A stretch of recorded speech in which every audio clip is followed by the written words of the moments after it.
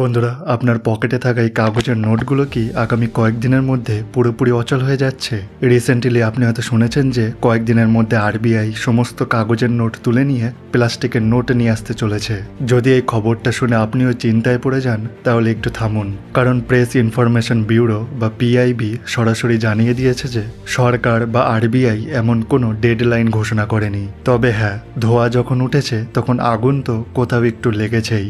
আসল সত্যিটা হলো রিজার্ভ ব্যাঙ্ক অফ ইন্ডিয়ার গভর্নর সঞ্জয় মালহোত্রা সম্প্রতি জানিয়েছেন যে ভারতে পলিমার অর্থাৎ প্লাস্টিক বেসড কারেন্সি নোট চালু করার একটা প্রস্তাব নিয়ে চিন্তাভাবনা চলছে, কিন্তু সেটা একেবারেই প্রাথমিক স্তরে। কোনো রকম ফাইনাল সিদ্ধান্ত এখনো নেওয়া হয়নি।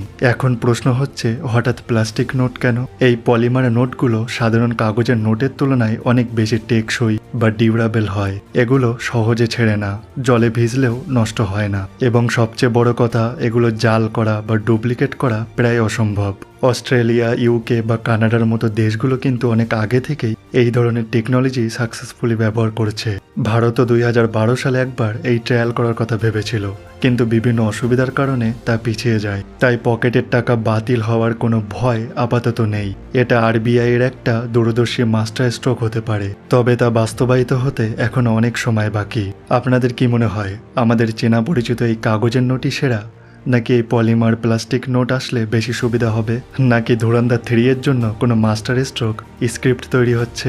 আপনার মতামত কমেন্টে জানান, আর এই জরুরি তথ্যটি আপনার বন্ধুদের সাথে শেয়ার করতে ভুলবেন না। ভালো থাকবেন, সুস্থ থাকবেন। জয় হিন্দ।